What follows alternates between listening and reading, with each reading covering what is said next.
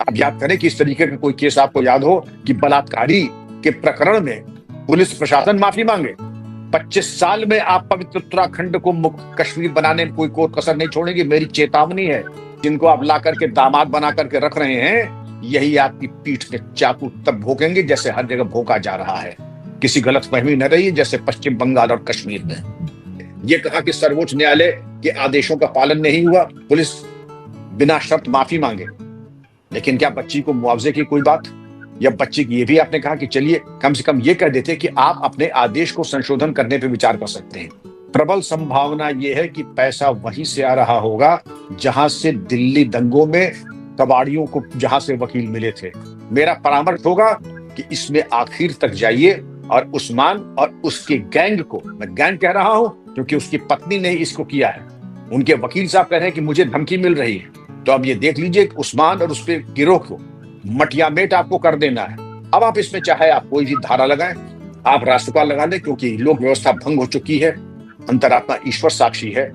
मुझे नैनीताल में अतिक्रमण नहीं, मुझे लगता है ये अतिक्रमण मेरी छाती पे हो रहा है। मैं नैनीताल के और उत्तराखंड के लोगों के मिजाज से वाकिफ हूं।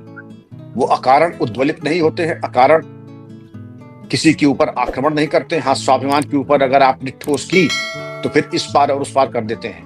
12 साल की बच्ची जिसकी मां संभल में रहती थी, ये अपने रिश्तेदारों के साथ नैनीताल देवभूमि में पढ़ने के लिए ये बच्ची रुकी थी रिश्तेदार के यहाँ। जब मां लौट करके आई तो उसने बताया आप बीती क्या थी, तो 64 साल का उस्मान, उसने उसमें इंगित किया कि ये उस्मान जो है ये दोषी है।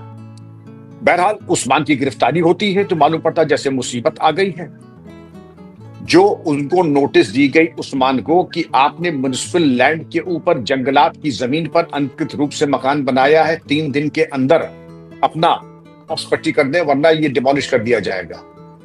बड़े ही विनम्रता के साथ और हाईकोर्ट को प्रणाम करते हुए उनकी विद्वता को उन्होंने ये आदेश पारित किया कि माननीय सर्वोच्च न्यायालय के आदेशों का ये उल्लंघन है और अनकंडीशनल अपॉलॉजी, बिना शर्त माफीनामा पेश कीजिए उस्मान को।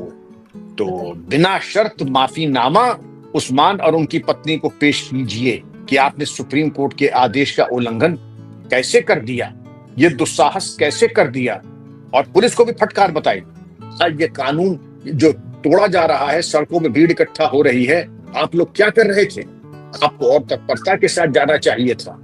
लेकिन एक मैं समझता था कि मुझे संतोष होता अगर बच्ची के मुआवजे के बारे में भला हो वहां की जिलाधिकारी वंदना मैडम का, कि जिन्होंने कम से कम एक मनोचिकित्सक की ड्यूटी लगाई जो बच्ची के बारे में